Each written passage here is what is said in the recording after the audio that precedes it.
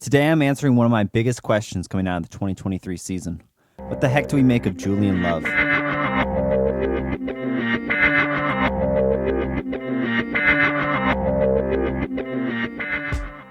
Hey 12s, welcome in.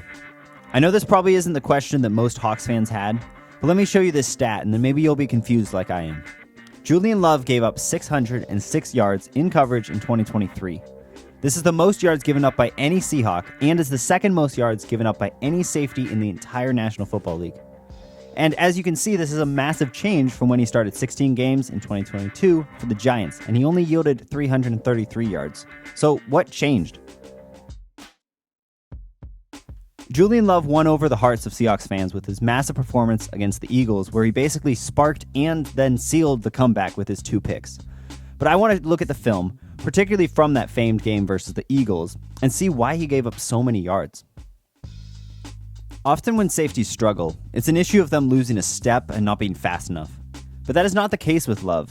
I get that he ran a 4.54 40-yard dash when he was coming out, which is solid speed at the position, but nothing special.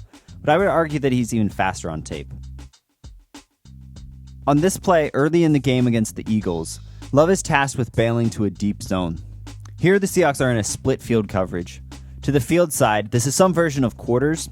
So we have Trey Brown and Quandre Diggs, each playing a quarter of the field, as the underneath players of Wagner and Burns are getting a lot of depth because this is 3rd and 9.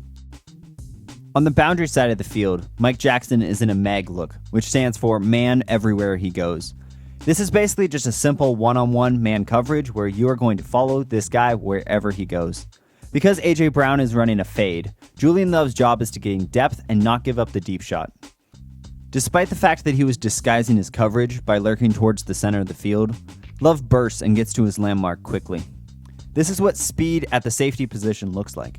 How fast you run on a track is not really how safeties run, and this turn and sprint type of speed is what is really important. This shows that Julian Love is not slow, and speed isn't the problem. So what is?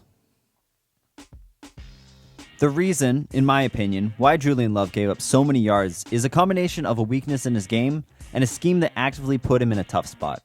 So let's just watch this play, which demonstrates both.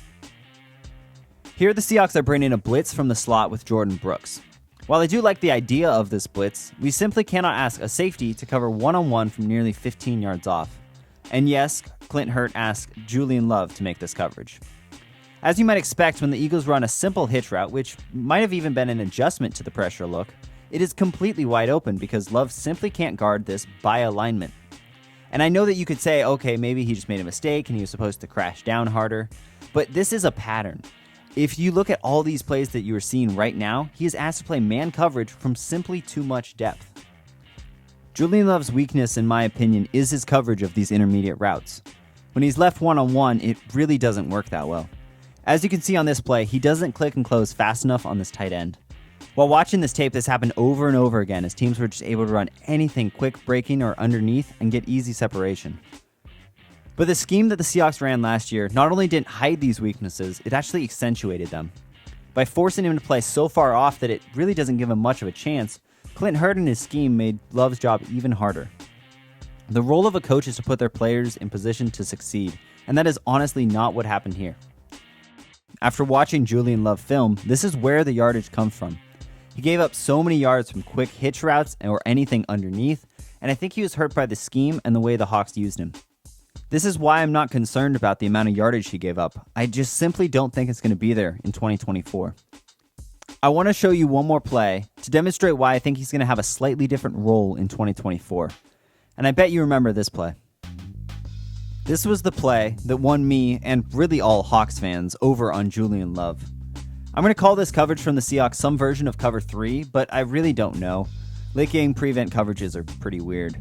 But regardless, this is some sort of deep match zone from the Seahawks, and from Julian Love's perspective, he is the deep free safety and in charge of not giving up the massive play. And he does so much more than just that. Love gains about 25 yards of depth away from the line of scrimmage and is tracking Hurts' eyes the entire time. When Hurts begins to unload, Love breaks on the ball. These are the types of plays that free safeties dream of. This is what they live for. This is Earl Thomas. This is Ed Reed. This is exactly what the greatest free safeties of all time did regularly, and Love pulls it off. Julian Love takes a perfect angle to the ball and has the speed and ball tracking to go make a play on it. He beats the ball, goes up, secures the catch, and taps his toes in before he flies out of bounds. Beyond just marveling at this play, I want to mention that I think the Seahawks didn't use this ability from Love enough. Like I mentioned earlier, his weakness is asking him to play off-man coverage. So how do you get Love away from these situations? Well, you have him be the free safety. In most systems, including Mike Macdonald's, both safeties play both roles, but you can definitely designate one of them to play more single high coverages. This will be the player that you think has the best range and ball skills to make the plays exactly like what Love just made. I don't think Julian Love is the replacement for Jamal Adams. I think he should be the replacement for Quandre Diggs. Adams played a unique role and is far more of a strong safety as he struggles in space. Diggs, on the other hand, is the guy that the Seahawks use to run from sideline to sideline. And I think that is what Love really excels at, and I want to see him do that a lot more in 2024. He's highly instinctive and obviously has spectacular ball skills. Don't get me wrong, he's super versatile and he can totally play all the quarters and split field coverages that Mike Macdonald wants to run, but I'm really excited how he's going to limit his weaknesses, accentuate the strengths, and build him into a budding star.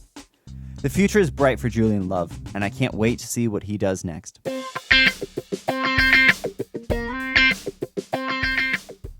Thank you so much for watching. Now that I'm certain that I've probably cursed Love and he's going to get cut the day I post this video, we'll see what happens. But all jokes aside, my next video is going to be on the upcoming free agents that I think the Hawks might target, so be on a lookout for that. This is also my first video with a new video editor, so let me know your thoughts on that as well. I'm really trying to improve the production quality of these episodes, so I hope you can tell. Again, thanks for watching, and go Hawks.